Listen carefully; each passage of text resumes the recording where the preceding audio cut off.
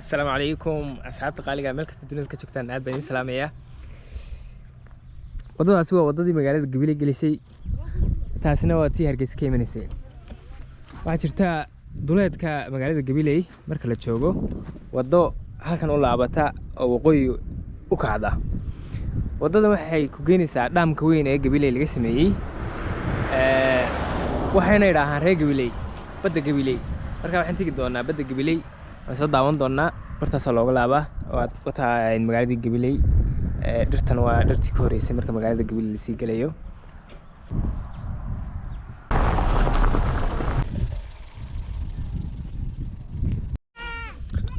waxaynu ku sii soconay biyo xidheenkii Gabiley intaynaan biyo xidheenkii gaarin halkan waxa jirta reero degan dhexda marka reerahan waxay dhaqdaan ariga iyo lo'da marka lo'du waxay u baahan tahay waxay cunto jilaalka marka garowga marka la beero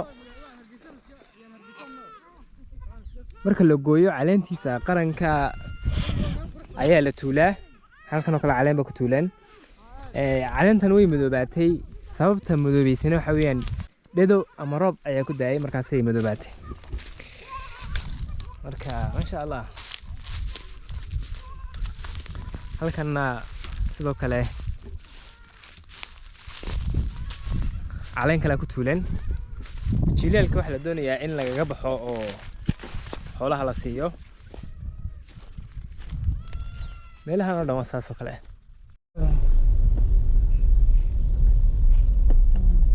goobtii waan soo gaarnay albaabkaasaan ka geli doonaa meesha dhaamka ama biyo xidheenka waxa weeyaan halkan oo iska buur ah iyo dhinacaas oo buur ah doox dhex mariyay baa la xidhay marka dhinacaas laga xidhay marka biyo halkan bay fadhiisanayaan marka ariga iyo xoolaha iyo dadka caruurta iyo reemiga ayaa laga xidhay taarkan si ayna naftooda ugu haligin caruurtu ayaa taarkan lagu xidhay marka bartana laga galaa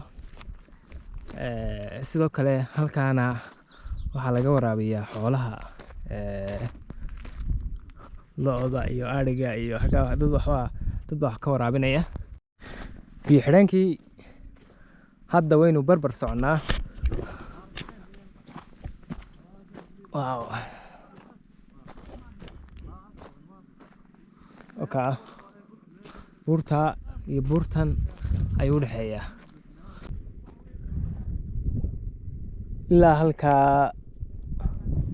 ilaa halkaa intaasoo dhan biyo ayaa fadhiya marka biyahan biyo guraya maaha in badan bay haynayaan marka halkaasaa ugu dheer halkaa waa la qoday iyadoo waa qofkii ku dhacaa waa halis weeyaan marka inta kaloo kale waa iska caadi dhulkii caadiga la arkaya markaad doonayso goobtan in aad timaado halkii aan ka soo bilownay muuqaalka ee laga soo laabanayay Gabiley agteeda ilaa halkan waxa soo soconaysa 10 kilomitir inta hore wadadu ay samaysan tahay laakiin inta dambe wadadu ma samaysna raf iyo soo maraysa meelo ciidaba halkan dameeraha laga waraabinaya hay reerka u dhaaminaysa halkeed ka keentay saaxib قالوا والله ما مسؤول جنسي راح اسرق مسؤول حاجه امسك وقعتي لقطه ساعات مسؤول جنسي اي يا رشيت تضغط ما شاء الله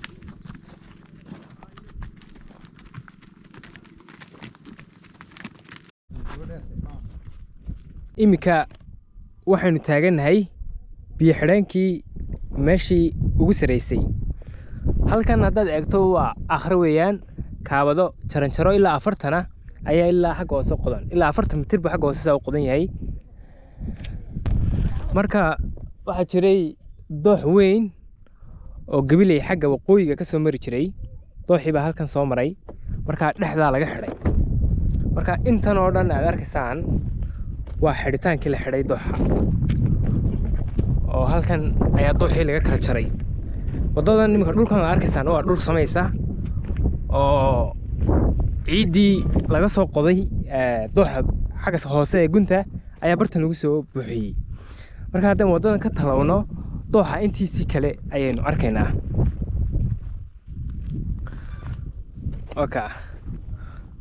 dooxa dhinaciisii kale wakaasoo dooxa halkaasuu marayaa, wuxuu kacayaa bari. marka maadaama meeshu ay dooxaan jirtay doog badan iyo dhir badan baa ka baxday, biyihiina laga xidhay. sidoo kale dooxan dhinacan kale ee bariga rees baa ka muuqda iyo qoyaan, maadaama dee biyo mari jireen xagga hoosena dee intan ay u dhaxayso wadada halkaas ka soo maaxanaya biyaha. marka intaasoo dhan waa green.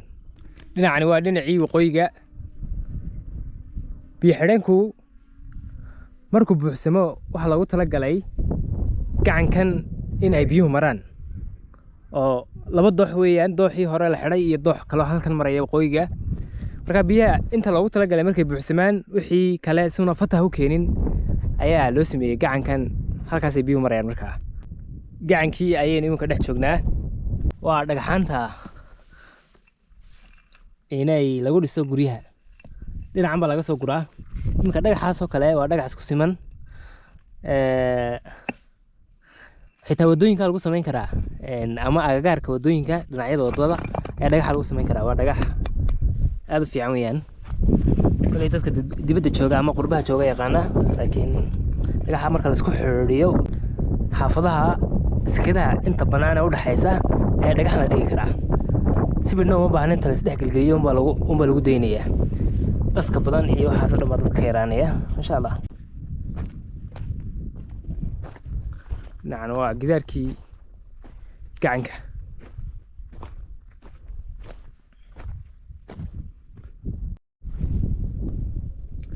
waxaasoo dhagaxaana ayaa meesha ka buuxa.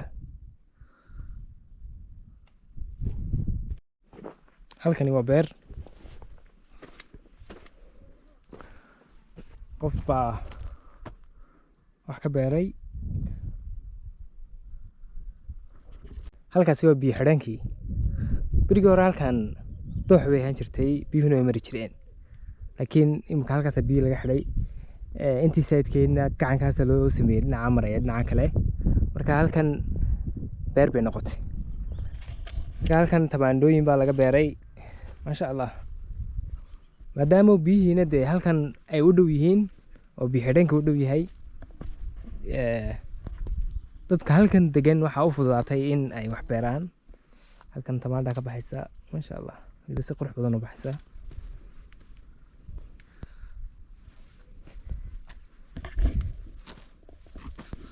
halkanna salad baa laga beeray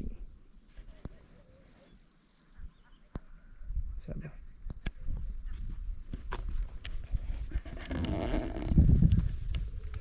waa salad. halkaana waa cambe, hagaasna tamaandho, sidoo kale qaji iyo waxbaa laga beeray meesha. waaw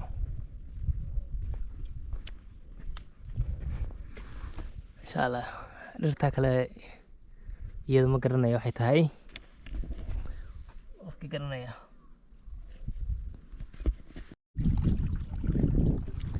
geedkan waxaa la idhahaa dhuur baa la idhahaa. waxaynu dhex joognaa ama ag joognaa geedkii alaal kale odhanayay.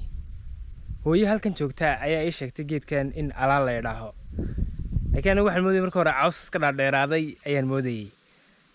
laga yaabo dadkuna inay dadku kala duwan yihiin. soomaalidu meel kasta joogto lahjado iyo af soomaali kala duwan bay leeyihiin. laga yaabo dadku inay qaar kale magac kale u yaqaanaan. sheegtay hooyadani in alaal la idhaaho. aad bay u dheer tahay. markaan ag istaago waad arkaysaan inay iga dheer tahay. marka halkan iminka berigii hore intaanan biyo xidheenkan la samaynin, meesha waxay iska ahayd sidaasoo kale iska ahayd, meel bannaanay ahayd. biyo xidheenkii baa la sameeyey, biyihii baa la xidhay. marka waxaa jiri jiray ceelal meeshan ku yaala oo eriyadan ku ooli jiray, oo markaa biyaha laga dhaansan jiray baa jiray. marka biyihii marka la xidhay, ceelashii baa soo maaxday. biyihii ceelasha ku jiray baa batay. meeshiiba waxay noqotay meel biyo fadhiisinaa oo biyo iska fadhiyaan oo markasta biyuhu qulqulayaan ayayba meesha noqotay. maamada iminka halkaa ariga ku raacaysaa waxay ii sheegtay xilligan marka la joogo bisha 1 iyo bisha 2 marka la joogo in ay meesha noqon jirtay abaar oo ay biyo waayi jireen oo meesha ay ka guuri jireenba. sidoo kale halkan waxaa qulqulaya biyaha qulqulaya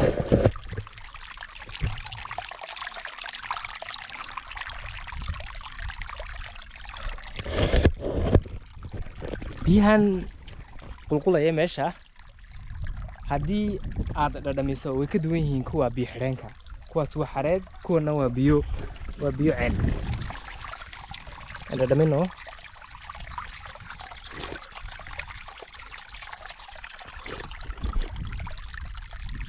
way ka duwan yihiin biyaha kale. biyo dhulka hoosteeda ka soo baxay inay yihiin waad garanaysaa dhadhanka. masha allah. asxaabta muuqaalka waxaan rajeynaya inaad ka hesheen. intaasaan ku joojin doonaa insha allah. waa inoo mar kale iyo muuqaal kale. aad iyo aad baan idin salaamayaa. asalaamu calaykum.